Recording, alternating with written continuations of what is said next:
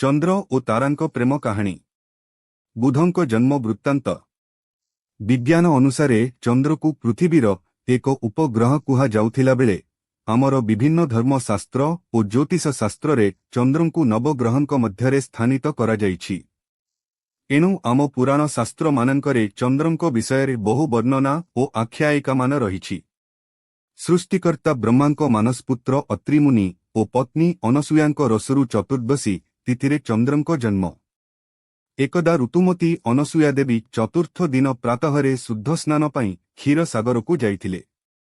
अत्रि मुनि तांकु गृहरे पाइले नहीं एवं तांकु खोजी खोजी क्षीर सिंधु तट निकटरे पहुंचिले। एक उत्तम पुत्र संतान प्राप्ति उद्देश्य से अनसुयांक सह 30 दिवारात्र सेही सागर तटरे संभोग लिप्त हेले। मात्र 15 दिन गत हेबारु देवी अनसुया क्लांत होई संभोगरु विरत हेले। मुनिंक ललाट मध्यगत तरल रेतबिंदु नेत्र पथ देई लोतक रूपे क्षीर सागरे झरी पड़िला। सेही पतित बिंदुरु एक तेजोमय पिंड सृष्टि हेला।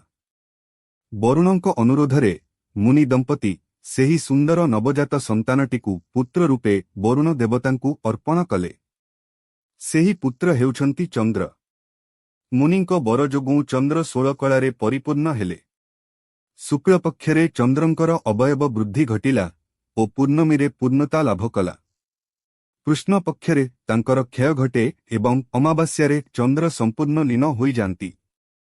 पौराणिक सिद्धांत अनुसारे मुनि दंपत्तिंक केली अपूर्ण रहिबारु चंद्रंकर एही पाक्षिक क्षय वृद्धि घटी थाए।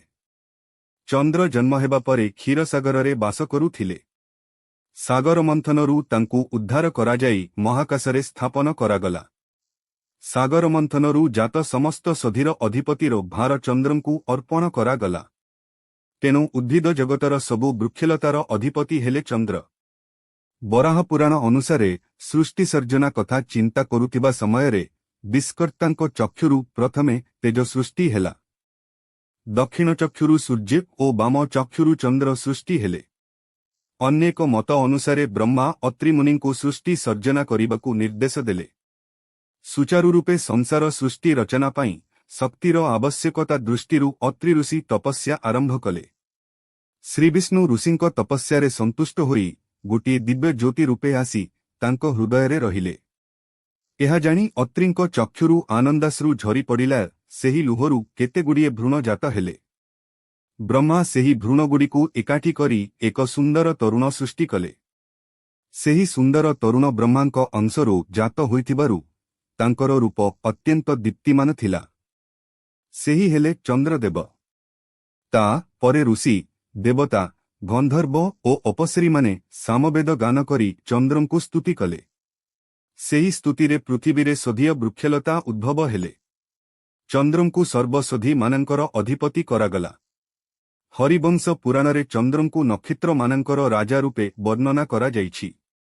चंद्र थिले अत्यंत तेजसी और रूपान।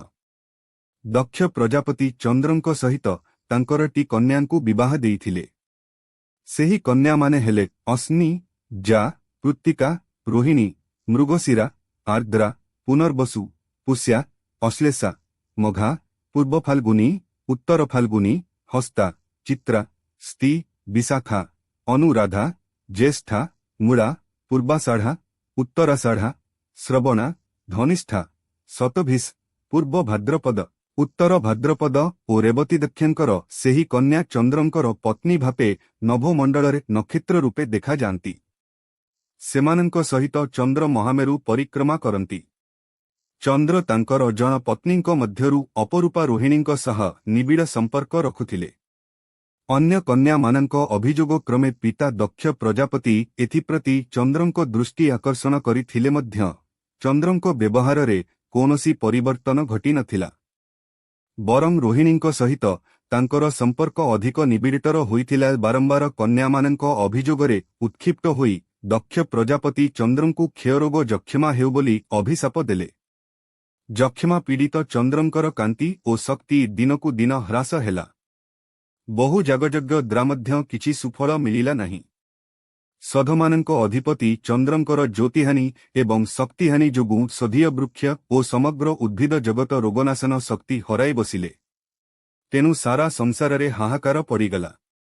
देवगणों अनुरोध एवं चंद्रंक अनुतापरे प्रजापति चंद्रंकु सबु पत्नींक सह समप्रीति स्थापनर उपदेश देई सरस्वती नदी रे स्नान्द्रा रोग मुक्तिर उपाय बताइले। तेणु चंद्र जाई सरस्वती तीर्थरे स्नान तर्पणादि कले ओ भगवान शंकरंकु आराधना करी रोग मुक्त हेले एवं पूर्व कांति फेरी पाइले। चंद्रंकु पुनः प्रभायुक्त करी सरस्वती तीर्थ प्रभास तीर्थ नामरे ख्याति लाभ करिछि। एठारे चंद्र जेउ शिवलिंग स्थापना करी पूजा करिथिले ताहा श्री सोमनाथ नामरे ख्यात। परे चंद्र स्वर्गरे एक यज्ञ करी तांकर प्रभा एवं सौंदर्यकु बहु गुणित करिथिले। मात्र एहा परे चंद्र अत्यंत गर्वी एवं अहंकारी होई जाइथिले। से तांकर सौंदर्य फेरी पाइले सत, किंतु पत्नीदश हेतुरु तांकर कଳାର ହ୍ରାସ ବୃଦ୍ଧି ଚିରଦିନ ପାଇଁ ରହିଗଲା। कालक्रमे से देव गुरु बृहस्पतिंक गृहकु विद्या शिक्षा निमंते गले। बृहस्पतिंकर पत्नी थिले तारा। से चंद्रंक रूप प्रति खूब आकृष्ट होई पड़िले ओ तांकु प्रेम निवेदन कले। रूपगर्वी चंद्र हिताहित ज्ञान भूली गुरुपत्नींक सह गुप्त प्रणୟରେ लिप्त रहिले। चंद्र कଳାର ହ୍ରାସ ବୃଦ୍ଧି अनुसारे कृष्ण चतुर्दशी दिन चंद्रंकर किछि अवशेष रहे नाही। चंद्र अमावास्या दिन लोकलोचनरू लुक्कायित रही बृहस्पतिंक गृहरे अवस्थान करती। से अमावास्या रातिरे गुरु पत्नी तारांक सहित अभिसार रचंती। ए परकिया संपर्क जोगु चंद्र तारापति नामरे विदित। एही अवैध प्रणयरू यथा समयरे तारांक गर्भरू एक पुत्र संतान जात हेला। तांकर नाम हेला बुध। घननाद्रा बुध अवैध संतान बोली बृहस्पति जानी पारिले। गुरुपत्नी हरण भरी एक गर्हित पाप करिथिबारु बृहस्पति चंद्रंकु अभिशाप देले। एहार फलस्वरूप चंद्रंक देहरे चिरदिन पाई लगी रहिला कलंक। एही पौराणिक आख्यायिका आधाରରେ चंद्रंक चतुर्दशीरु गुरुगृहकु आसिबा प्रतिपदा जाय रहणी समयकु अर्थात चतुर्दशी अमावास्या ओ प्रतिपदादि तिथित्रयकु विद्याध्ययन पाई निषिद्ध करा जाइछि।